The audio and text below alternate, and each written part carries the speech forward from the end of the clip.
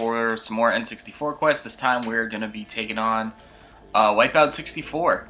I've titled this video a defection in our favor because I got to thinking about it just before when I was setting up and everything.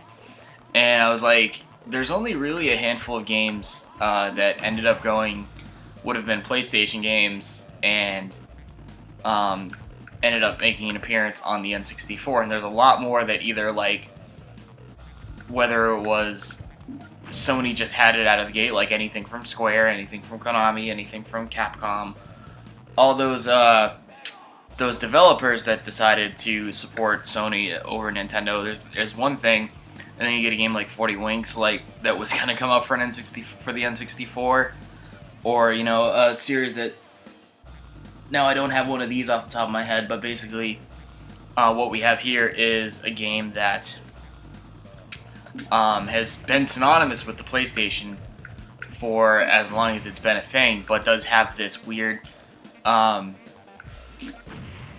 okay, challenge, race, challenge, whatever, does have this one N64 entry.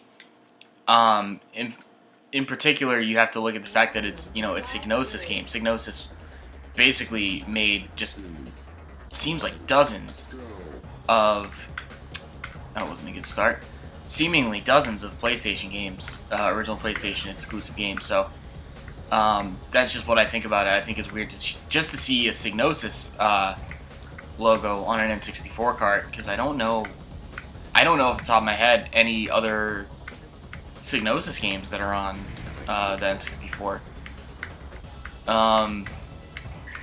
There might be maybe one more, but yeah, I don't actually. No, it's just Wipeout 64. It's just such a weird game to exist. Like, Wipeout in 1995 was. Okay, yeah, that's right. It's B to actually use it. I hit C down when I had that last weapon, which C down is to drop the weapon.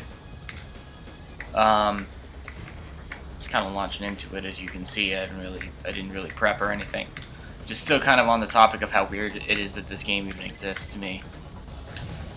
Nice. Somebody's home. They'll be coming on in. Oh god, I'm distracted, messing things up. Our lock sucks. That's why it, like, if you hear that noise and it seems like it takes a long time, it's because the lock sucks. Hello. Hello, Derek and our stream watchers. No one's watching, it's fine.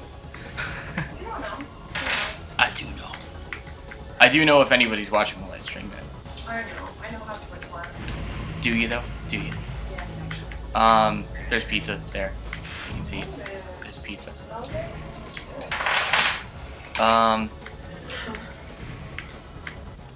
Cool, yeah, back to this game that is actually giving a decent sense of speed, and I don't mind the track design just yet. I'm really digging it.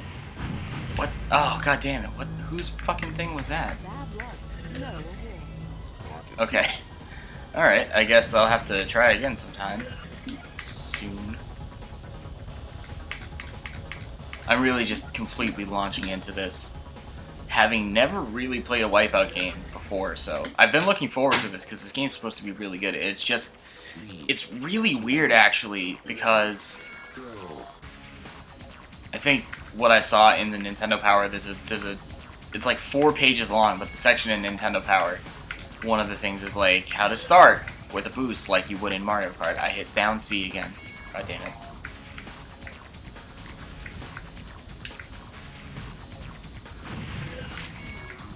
Oh, and I actually went with the Hori pad. I was setting up for this, and I was like, you know what? Grabbing my next controller. I was like, you know what? I haven't used the Hori pad in a little bit now, so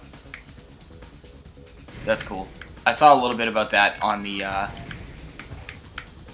Nintendo Power thing. They have a tip for that as well, which is that if you get onto a straightaway, just so that you can, like, grab stuff, make sure that you disengage that. Nice. Maybe, I don't know. Oh, there's 15 vehicles in this race. I didn't even really realize that. Noise boost. Got this. And yeah, every time I go to grab like either the Retro Fighter's controller or the Hori pad, I need to use the Retro Fighter again soon for sure. Every time I think about it, I have to like cross my fingers that it's going to be a good game for it. Not that the controller is bad, it's just that because it's a different configuration. There definitely are some games that don't work that great with the Retro Fighter or with the Hori pad like I'm using here. But so far, this has actually been really good. One thing you definitely want to keep in mind is how often are you going to use the Z button or the shoulder buttons, because that's the one thing on the Hori pad especially that's not that the Retro Fighter's controller is a lot better because it's got 2 Z triggers because you use that all the time, and then the LNRs are 1 each that are where they're supposed to be. I'm in 4th. I might actually... No, probably not. Once I pass someone right here, I'm still gonna... Yeah. Oh well. Basically what you're gonna do is watch me play the same race over and over again. While I try to figure out how to be better at this game. Maybe I'll do... I don't know what that means. I'll do a different track, and then when I start to figure... Why didn't they ask me... Did they pre-select the car that you drive when you do the challenges? Is that part of the challenge? So yeah, the Hori pad is so weird because on this side you have L and R, and then the only Z button is this back left one over here.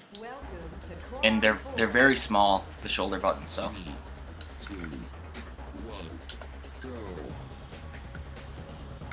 I can't tell if that's good. That like, usually when you have that type of start in a racing game, they give you like a little flare out the back of your thrusters. And I have no idea if this is actually as good of a start as Nintendo Power seems to make it. Ooh, it's a cool little thing on the tunnel there. I don't know what that was. I think I just got hit with somebody's trap, weapon, whatever it be. Now I'm really fucking myself here.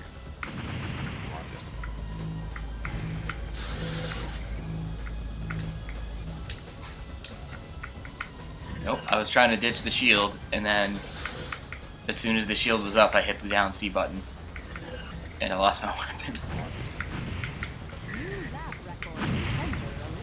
It actually, I have to say, even though, you know, I'm not actually that good at it right now, and I'm having a tough time, you know, getting out in front and keeping my speed and not hitting stuff, the feel of the control itself is actually not that bad. It feels very fluid. It's actually kind of nice. Good God.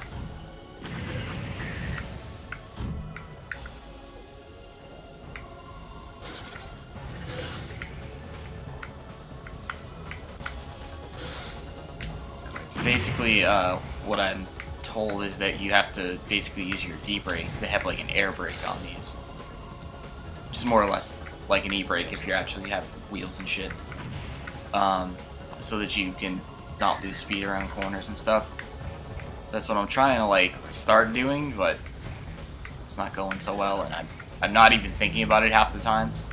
I'm just thinking about not hitting a wall like that.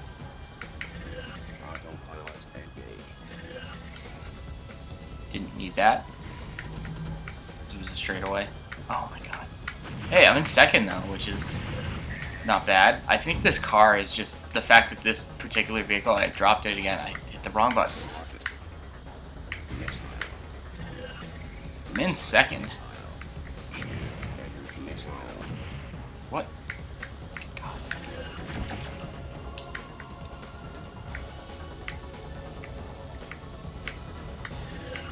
I don't know who's in 1st, where the fuck they are, but okay. Best finish I've had so far. It's to come in 2nd. This car has a much better top speed than the one I was using before. Oh shit, I didn't actually want to do that.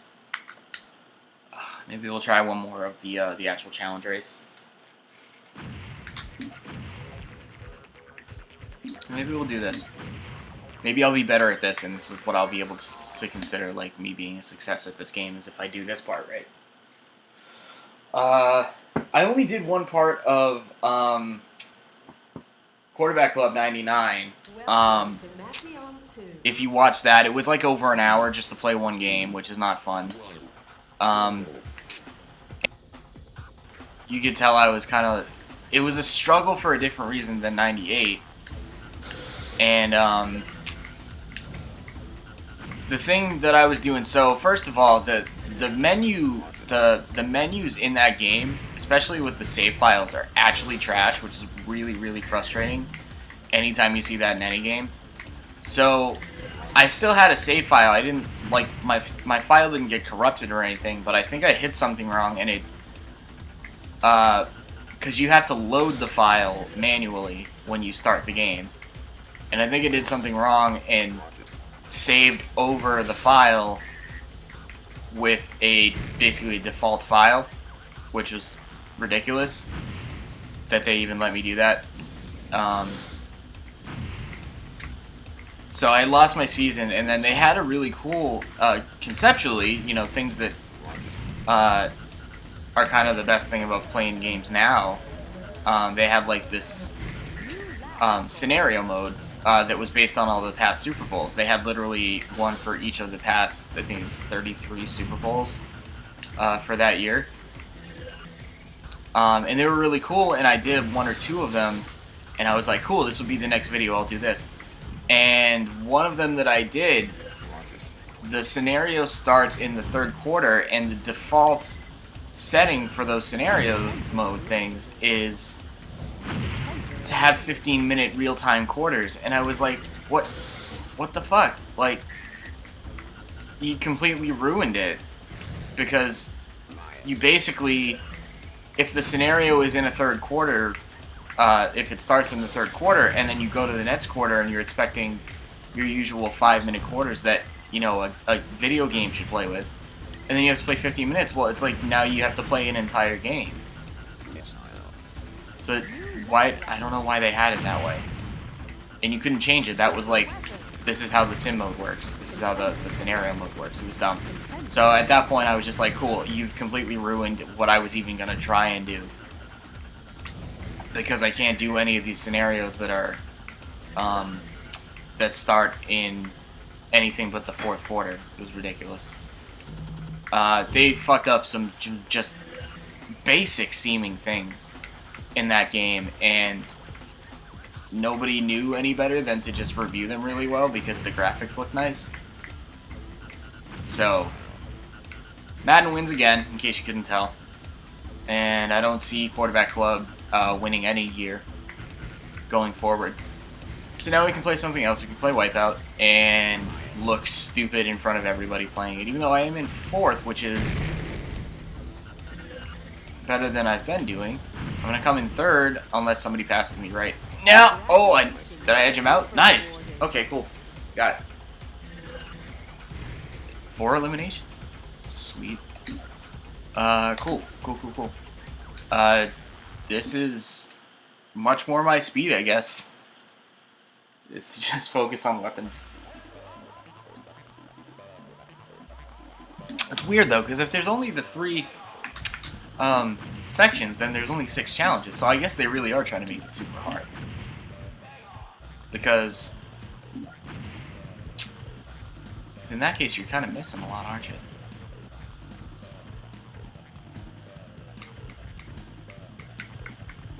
Okay. I don't know what any of that's for. I'm gonna save right now, make sure I don't lose this.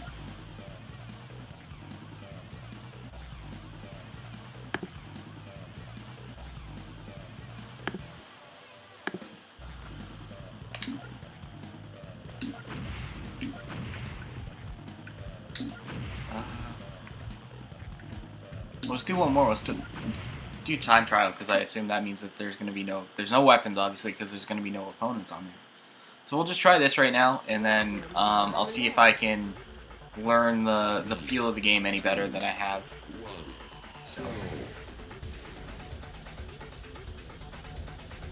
So, not anything really bad to say about this game though. So, well, except that I fucking suck at it. This is, like I said, this is the first time I've ever played a Wipeout game, really, so... Good God, you fucking suck at this.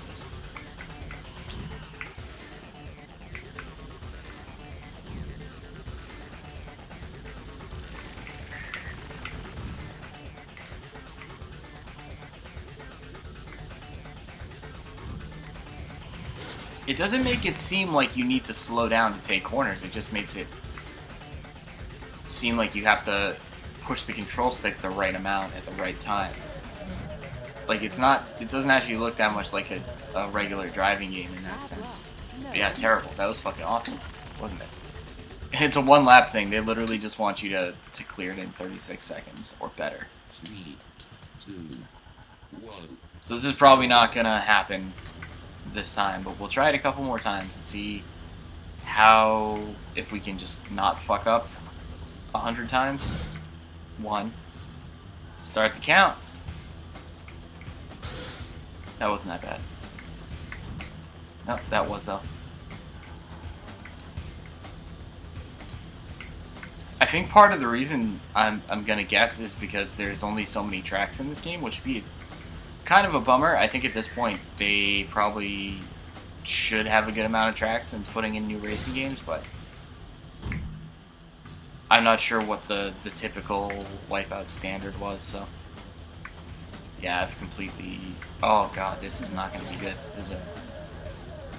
It was slightly better than last time, but that's still pretty bad, so... One more time, let's see if we get better by another 4 seconds. 3, 2, 1. Just don't hit stuff. Like, every racing game, all I should have to say to myself is just don't fucking hit stuff. It's not that difficult. I also never really like doing time trials in racing games because I feel like being alone on the track to me is not that exciting. But it's pretty much a staple of racing games, so you have to have these.